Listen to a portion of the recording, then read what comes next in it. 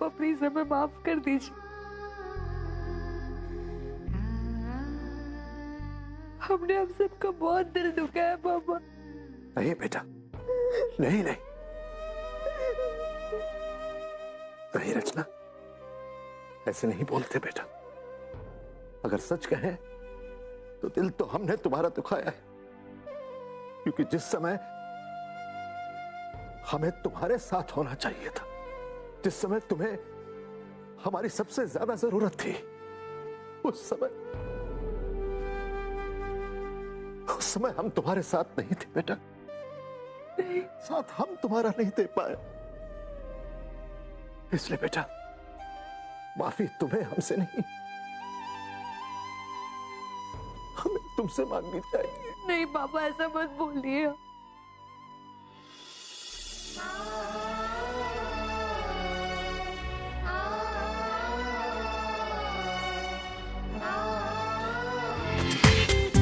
पूरा एपिसोड देखिए ZEE5 पर। Mayank, I am so sorry. वो मैंने अचानक से अपनी फोटोज फोन में देखी तो जो मुंह में आया बोल दिया। इट्स ओके रोहित, ये फोन उनको दे देना। श्योर। अच्छा हुआ जो तुमने उनको डांट दिया, मैं होती ना तो उनकी टांग ही तोड़ देती। अच्छा अब चलो रिहर्सल कर लेते हैं। अरे गुंजन,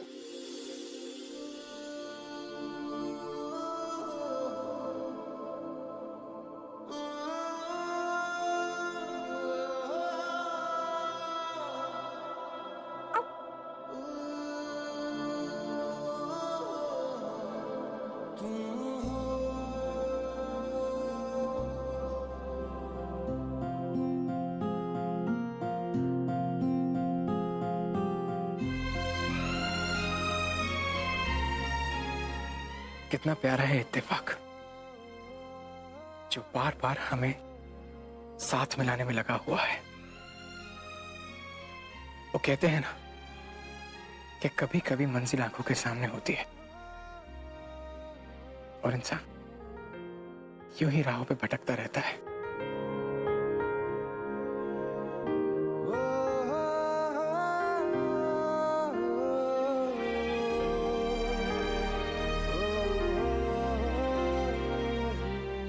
कैसी लगी ये line?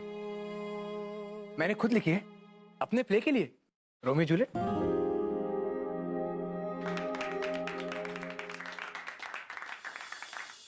Very nice. Lunch break.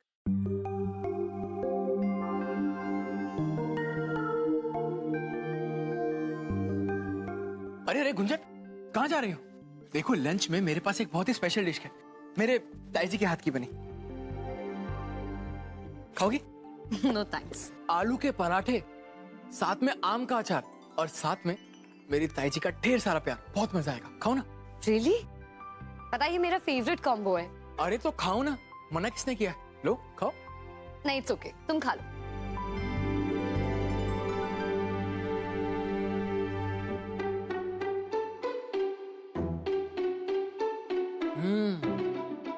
Delicious, wow, मजा आ गया।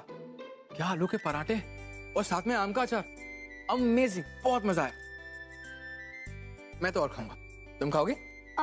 ठीक है, तुम इतना इंसिस्ट कर रहे हो ना तो खा ही लेती हूँ। थैंक्स।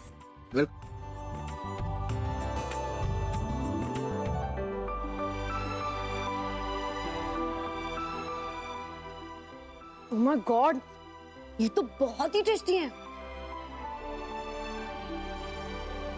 पता नहीं क्यों ऐसा लग रहा है कि मैंने ये आलू के पराठे पहले खाए हैं, जैसे मैं ये टेस्ट जानती हूँ, यू नो। हम बता नहीं सकते जी, आज हम कितने कितने खुश हैं। हमारी रचना घर वापस आ गई। बस अब कमी है तो एक और बेटी के आने की, गुंजन की। भगवान इस दीपावली तक उसे भी घर वापस भेज दे, फिर हमारा परिवार पूरा हो जाएगा। हमें उसके बाद भगवान से और कुछ नहीं चाहिए। ऐसा ही होगा शायद, तुम देख लेना। हर बार की तरह इस बार भी दिवाली हम सब लोग साथ मिलकर मनाएंगे।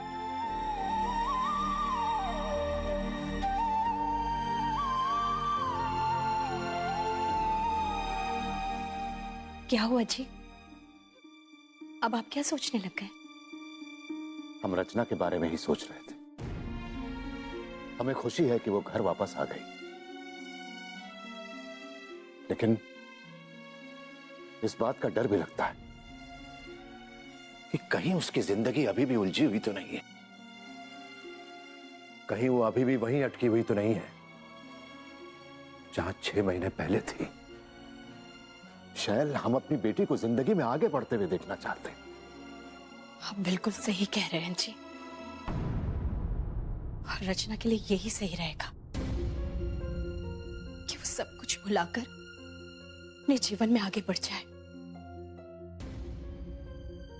लेकिन जितना ये आपके और हमारे लिए कहना आसान है, उसके लिए करना उतना मुश्किल है, क्योंकि उसने जो केटी के लिए किया कोई और कभी नहीं कर सकता था। और केटी ने उसके साथ क्या किया? शादी के मंडप में उसे छोड़कर चला गया। किसके लिए? उसके भाई के लिए। लेकिन बस अब और नहीं। केटी को जो करना था उसने किया, और हमारी रचना को जो सही लगा उसने किया। लेकिन अब आगे हम केटी का साया तक अपनी बेटी पर नहीं पड़ने देंगे, कभी नहीं।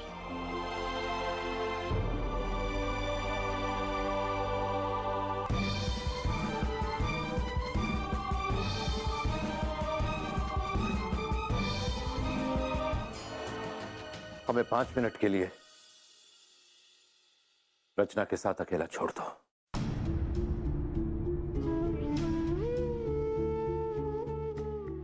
आइए देखिए।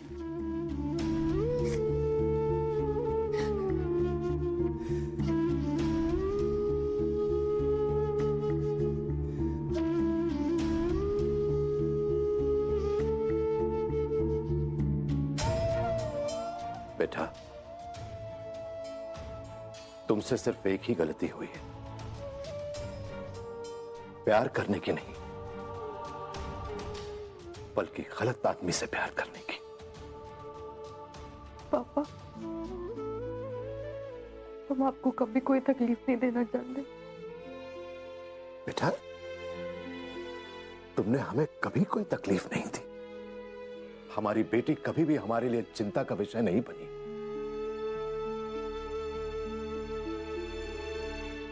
वादा कीजिए पापा, आप हमें लेकर कभी परेशान नहीं होंगे।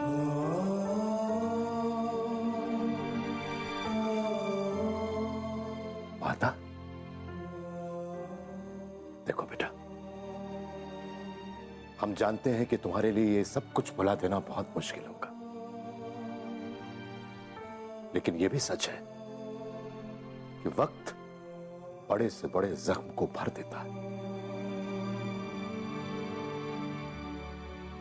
लेकिन हम आज हम अपनी बेटी से वादा करते हैं कि हम हमेशा उसका साथ देंगे।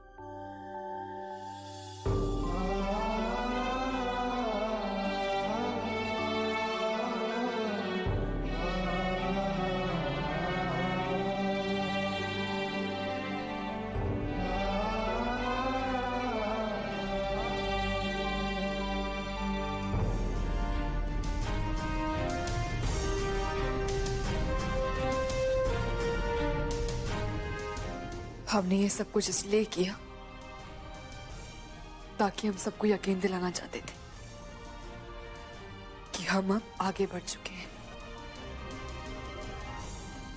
ना प्यार करना हमारे बस में था और ना उससे बाहर आना।